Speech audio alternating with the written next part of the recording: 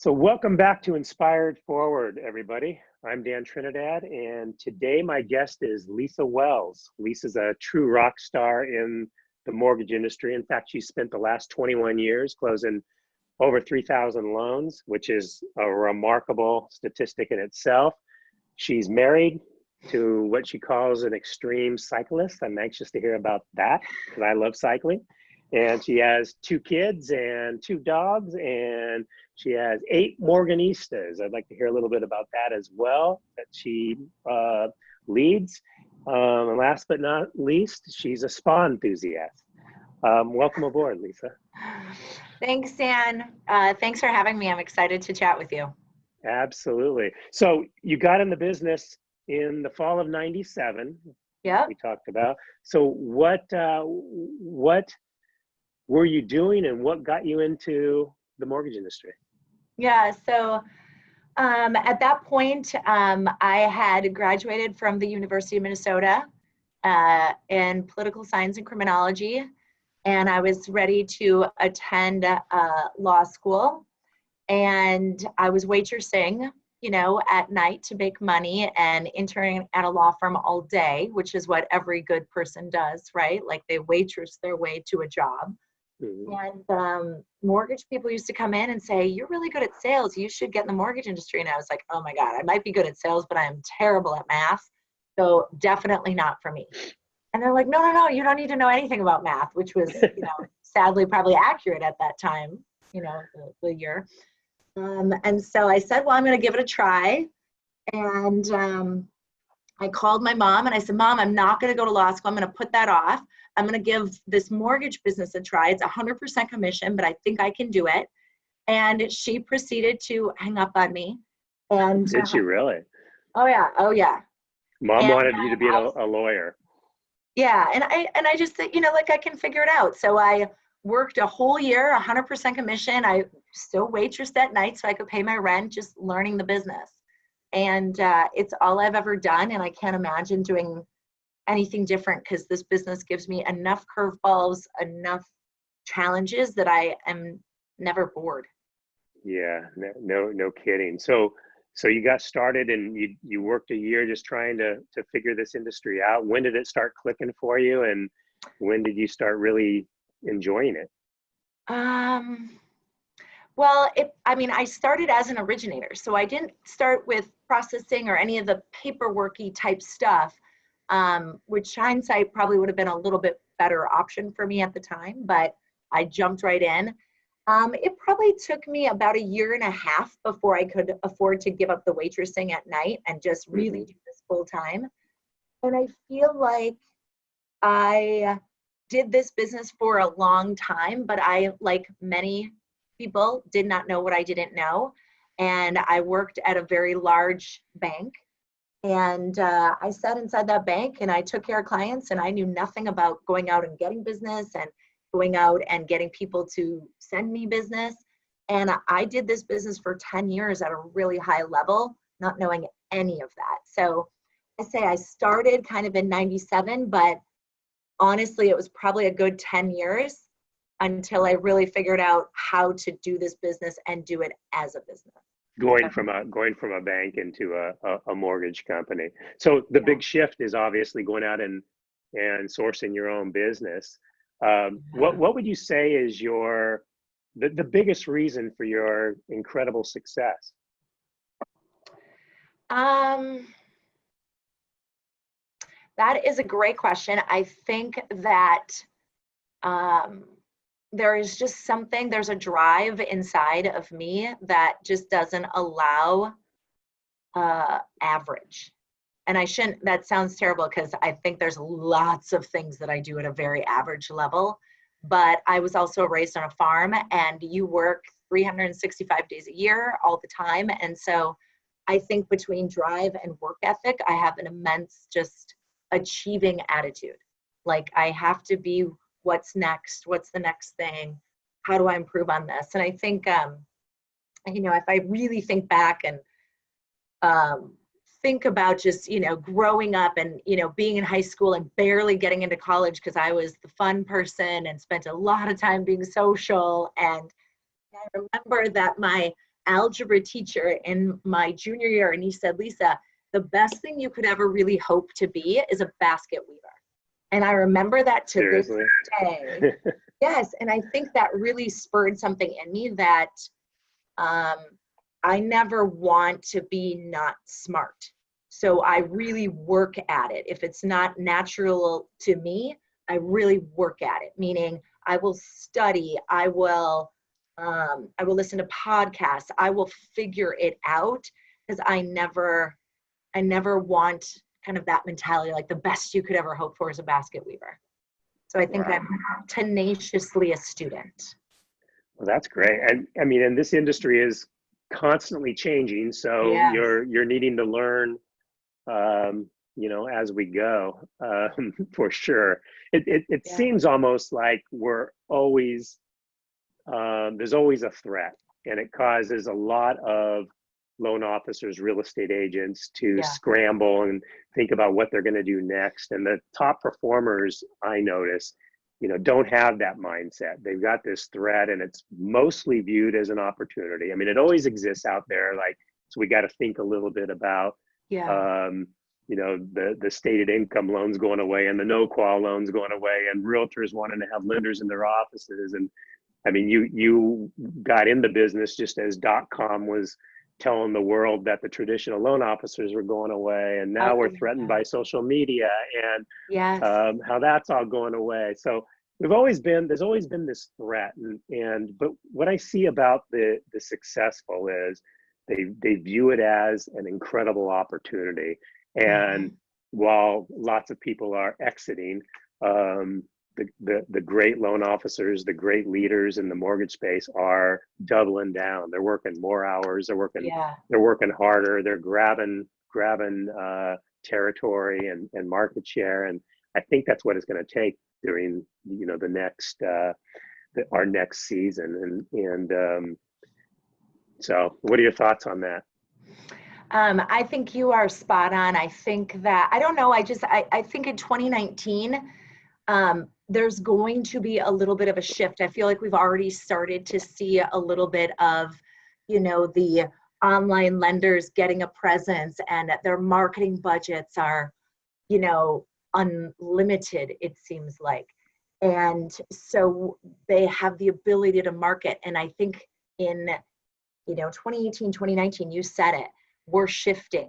And if you are not on social media and you are not on doing videos and doing podcasting and really making a brand for yourself, you're going to fall behind. I also think technology is vastly important right now. And I'm old, so all of those things are scary, right? You don't look old. Well, in the morning, I feel old some days. So I'm with you. But both of those things are very different, right? But if you don't embrace them and add them to your repertoire, you're going to be in trouble. And so if I think about like, what are the things that I worry about or that keep me up, or, it's online lending, or hey, easy button, push a button and you're pre-approved, right? Well, I'm the opposite of that.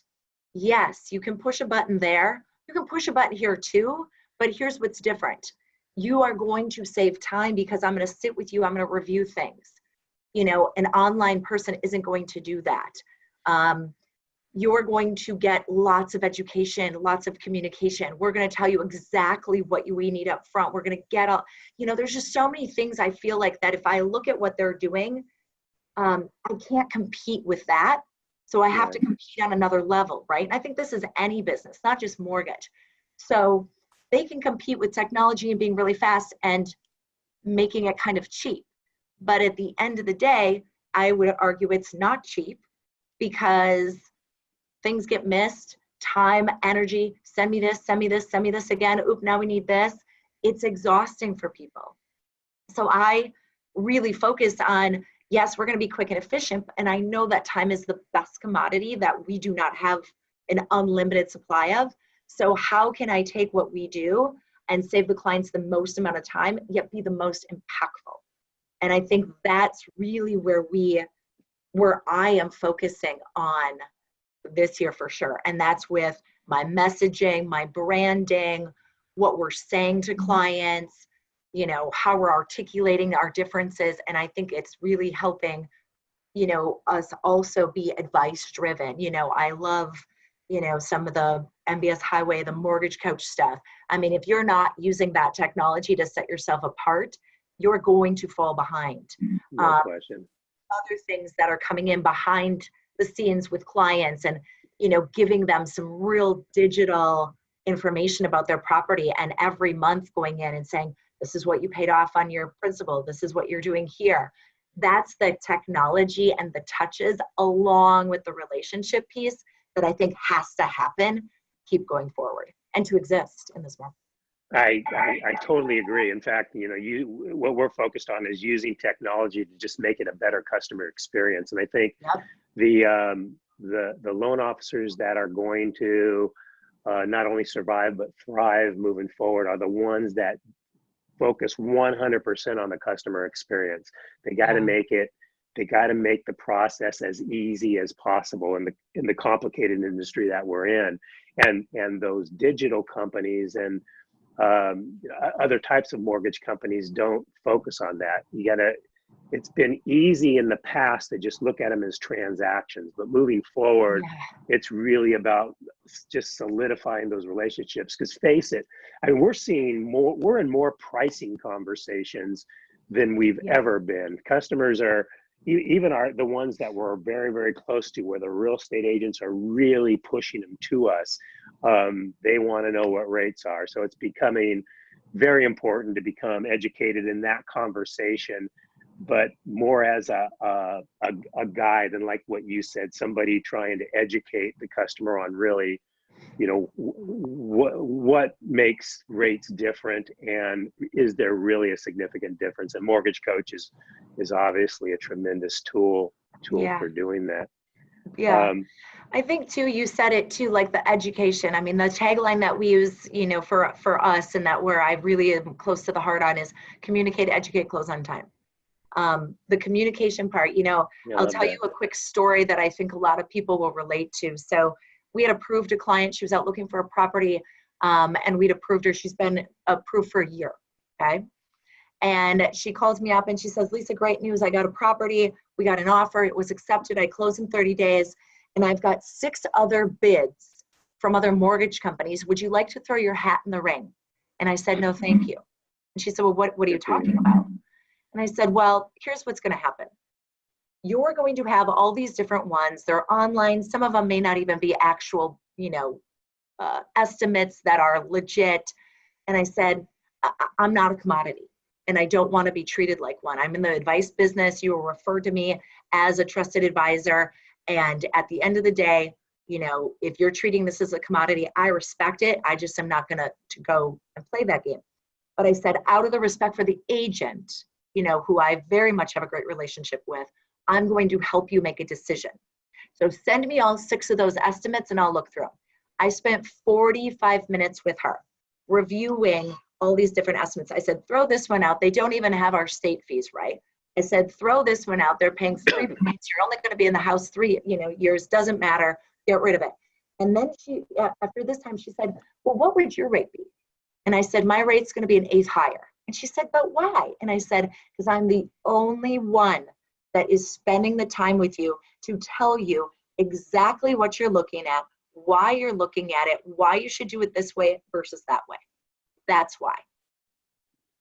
Right. And when you really look at the difference of an 1/8 over and depending on how long they're going to be in the property, it's fairly insignificant. And if you take the appreciation of the property along with it, the number becomes not important. But to a customer, it's everything.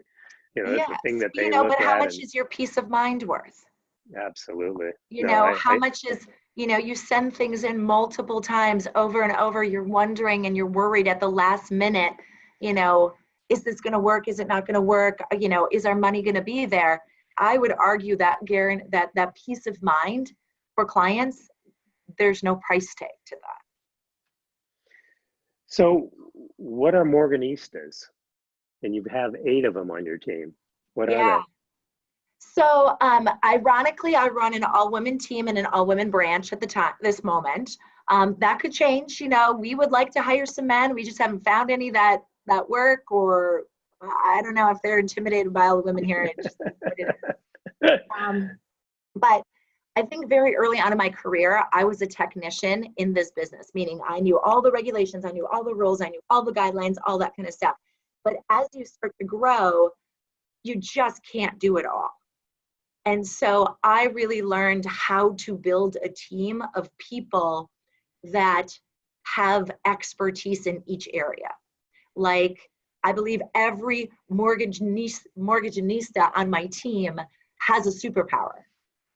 Meaning, like, if I'm in front of you, my superpower is to really articulate numbers and the process and the mortgage stuff so that you understand it, you're comfortable, and you get it. Like, you feel comfortable. Like, that's my superpower.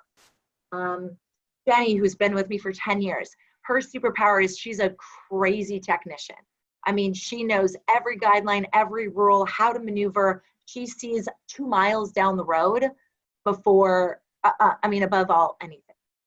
Our back-end girls, they are trained experts to bird dog every large deposit, every little thing that is going to be a potential landmine in this business.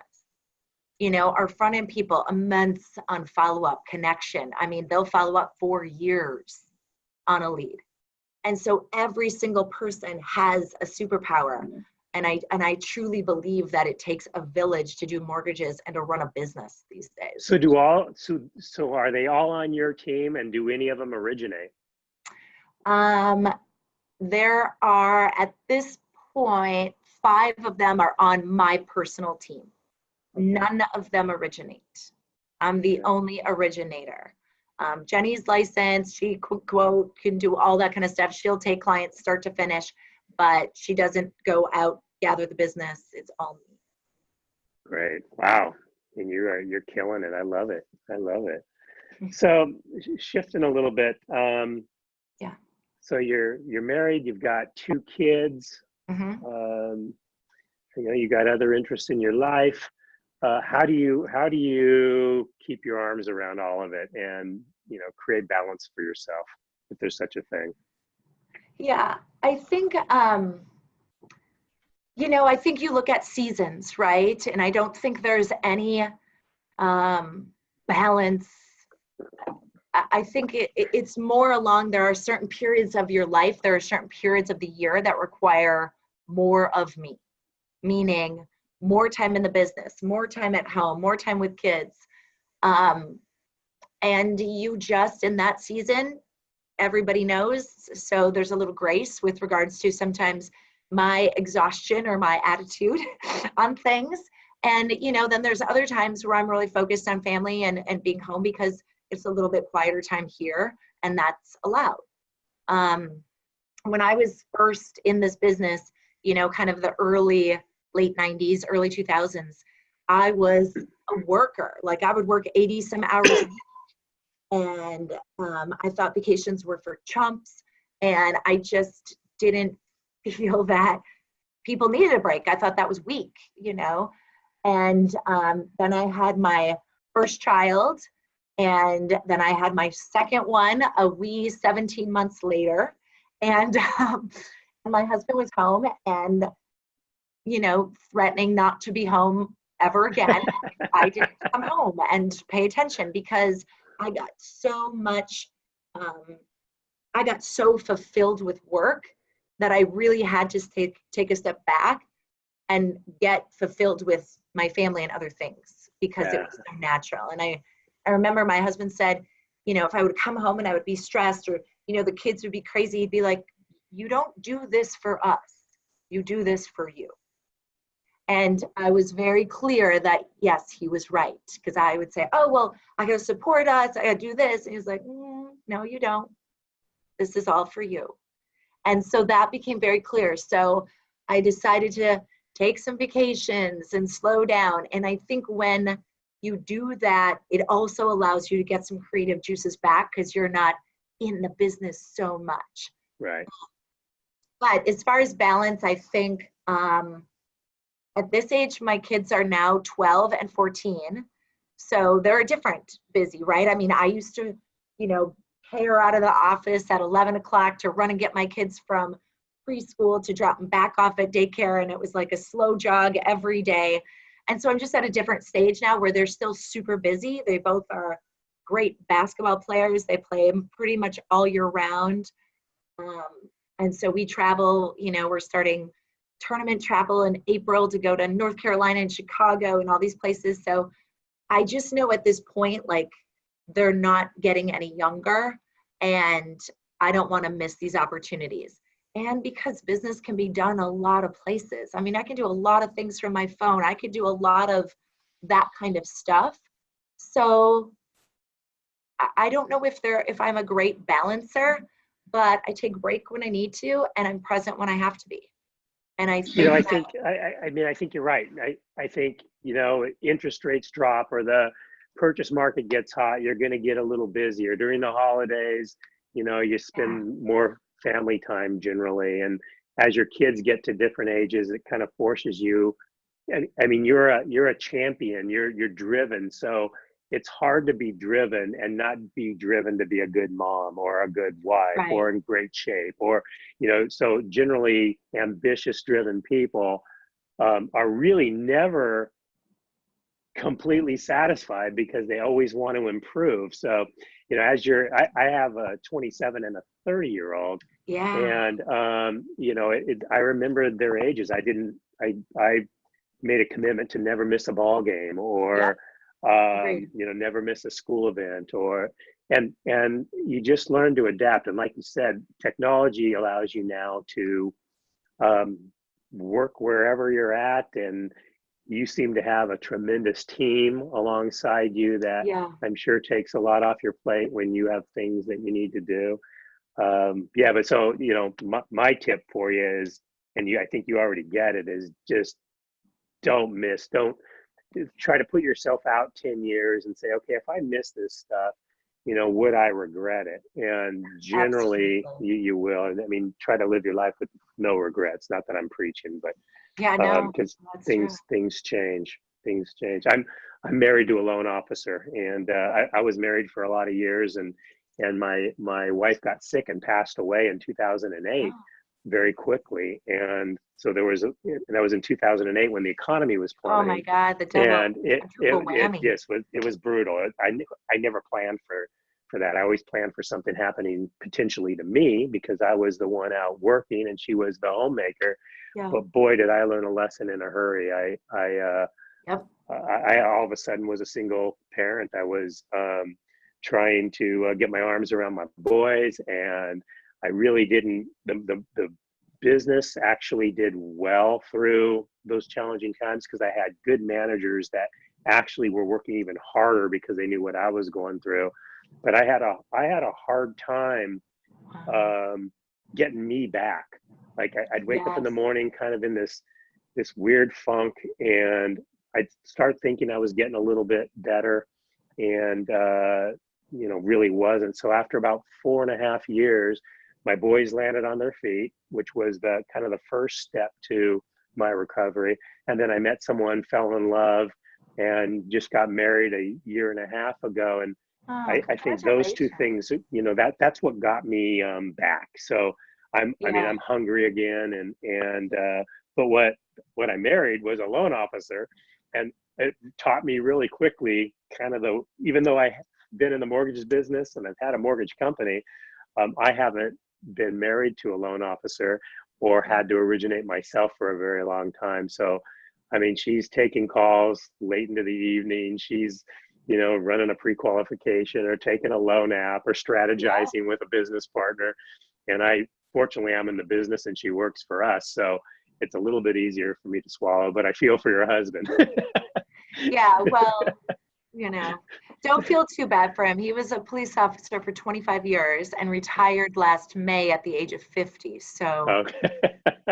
don't feel So he's too doing bad. okay. Yeah, there you Yeah, go. he's And you he's say okay. he's a cyclist. You said an extreme cyclist. Does that mean Yes. he just likes it a lot, or is it a type of He cycling? Yeah, I always say, like, I wish I was as passionate about something as he was about biking. Like, he just lives it, breathes it. Like, it brings him so much joy and happiness. It's amazing to me. So he bikes. His goal, he sets a new goal every year. And this year his goal was 11,000 miles of biking. Holy And keep in cow. mind, like, it's frigid out by us. And that's all year round. And he bikes all year round. Like, No we Peloton? no, well, we do have one, but he's an outside guy, and he will gear up, hand warmers, feet warmers, like, plugs his socks in to heat them up. Like, he's serious about it. And No kidding. And it's yeah. road bike, right? Not mountain bike, road Well, bike. road bike, fat tire bike. I mean, we have about 8 bikes. I have no idea what they'll do. I'm sure they do something different, which is what he tells me, but I don't know. Like, I've had the same bike for like 10 years, but yeah, it is what it is. I love it. I ride too, and I'm clearly not that passionate because when it gets under 50 degrees here, I say I'm out. So Oh it's, my God, I yeah. have to, I have to wait Yeah, till it warms up a little bit. But very yeah. good. Amazing. So how do you start your day? So a lot of our listeners are very curious to how successful people start their day. Do you have a morning routine? Um, I'd love to hear about it. Yeah, so I think I've studied this. I'm a student, right, of morning routines. I've read every LinkedIn article, every podcast about how to start your morning, how to shut your day off at the end of the day with the right light and all this kind of stuff. Um, so in the morning, basically, I get up the same time every single day, 4:55. And I get up and I go downstairs and I usually put some dishes away or do something. Twice a week, I go to a workout class at 5:45 in the morning till 6:30, and then I come back and I have 2 dogs, so I walk them from 6:30 to 7. I will do a 5-minute journal. So I've got a little 5-minute journal. I write in, like, what are my intentions for the day. I have a playbook that I review, which is, kind of what is my purpose, what I want to get out of today, how do I want to show up for not only myself, but others. And I review that every single day. And that usually between the journaling, and that takes me about 15, 20 minutes. I'm a record setter getting ready person. So I will get ready, shower, whatnot, in about 15 minutes because I don't care a whole lot. So I will go quickly. And I'm usually at the office by 8:30, 8:15, depending on the day. How late do you work? I vary my schedule a little bit. So today is Tuesday, and I didn't start today until 10. And I will take clients till 9 tonight. Wow. Yeah, Holy cow. yeah. That's But I only do that very, one day a week, but I don't work weekends, like I won't see people on the weekend because you don't want to see me. It's even worse than on a normal day. So I don't work weekends. I will answer calls, I will do whatever, but I don't see people. So I'll stay later during the week to get that done. But in general, I'm out of here at, 5, sometimes 5:30 every day. oh, that is awesome. I Well, might go Lisa, home it's, and work another hour or two, just depends. But yeah. one thing that I think is important that I switched this year that I think is helpful is I every day I have this little planner and I write down things that I want to accomplish, what are the most important things, and then I review at the end of the day. What went well, what didn't go well, what took me off track. Because I think that right now, sometimes people work too much because they are busy being busy, right? And so I look at my day and I say, what can I be doing that I don't need to do or doesn't make me money or doesn't bring me joy? And cut it out, move it on, move it to somebody, or better yet, does it even need to be done? And so every single day now I'm reviewing that. Every week I'm reviewing it. And it's really helping me get focused on where am I wasting time and where are my best impact times to work, where are my best impact activities. And I think that review of the basics of the day is super important. Yeah, wow. Wow. So what do you have any concerns or worries, or are you afraid of anything coming up? Anything keeping you up at night? I mean, I'm afraid on a daily basis. I'm afraid that Hmm. no one will ever call me to do another loan again. I mean, every day. But that scaredy cat mentality also propels me to Mhm. have a lot of fuel in my belly because I'm Wow. so afraid. And Yeah, fear either paralyzes you or it fires you up and motivates you. So it sounds like it fires you up and motivates you, yeah, which is good. yeah, I'm kind of the same way. I'm kind of the same way. I look at, I do not want to fall behind. Um, life is like, even though life is long, it goes by quickly. sure. So, I want to keep moving forward. So you're a big goal setter. So I don't know if you mind me asking this, but what's your biggest goal of the year for It's funny, 2019? contrary, I'm not a big goal setter. No, no. Well, I will set goals, but what I really am focused on is the activities, the daily habits, the daily activities, because I had to work really hard on unwinding a lot of that kind of mentality. Like, oh, you closed, this much business or you made this much money.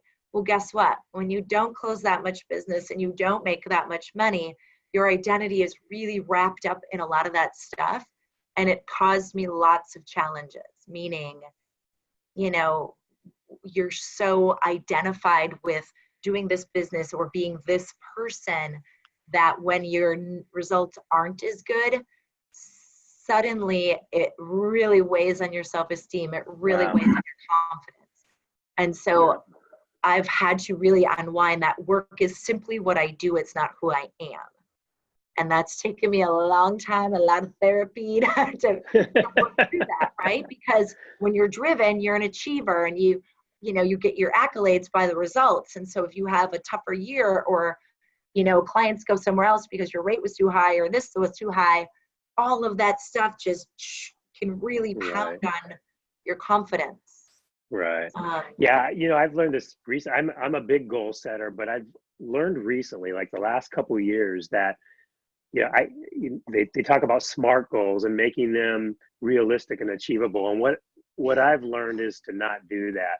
Get your big goals out there, but yep. like what you said, where you enjoy is the process. So Mhm. it's not so much about getting to your goal, it's the process in which you get there. So if you're wanting to close more loans or get in better shape, or it's the activities that you, like what you just said, focus on your activities on a day-to-day basis, and you end up where you end up. But I always have these big targets out there that I'm striving for. Yeah, no, I um, definitely have those big targets. It's just, I think but sometimes those are tough for me. So our goal this year is to close 90 million of personal production. So that's just, wow, would that be your best year yet? no, it would not be. 2016, we closed 94 million. So that was our Okay, best year.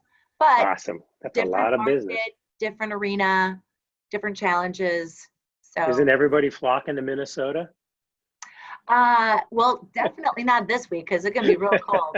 And if they flock here, they won't see anyone because we're all indoors. But actually, there's a lot. This area is really growing. We've got a lot of big companies that are headquartered here, which, I always, Yeah. laugh because it's cold and it's not cheap to live here. So it is Yeah, what it is. it's beautiful. I mean, it's people are leaving California in droves, so I'm sure And we love Minnesota the will be. Californians to come because they are like, oh my God, 500, 600 grand for a house? Sign me up. Yeah, I'm let in. me get it out of my back pocket. Yep, yep, Right. Well, yeah, we don't like that because they pay cash sometimes, but anyway. that's true. But Lisa, well, I really enjoyed talking to you today and getting to know you a little bit. I really appreciate your time. If someone wants to get a hold of you, how would they reach you? you can definitely reach me email, phone, my phone, 612-202-1731, email lisa@lisa-wells.com. Easy. Fantastic. Well, Lisa, thank you. I really appreciate it. And hopefully we'll talk again soon. All right. Thanks, Dan. My pleasure. Thank you. Bye-bye.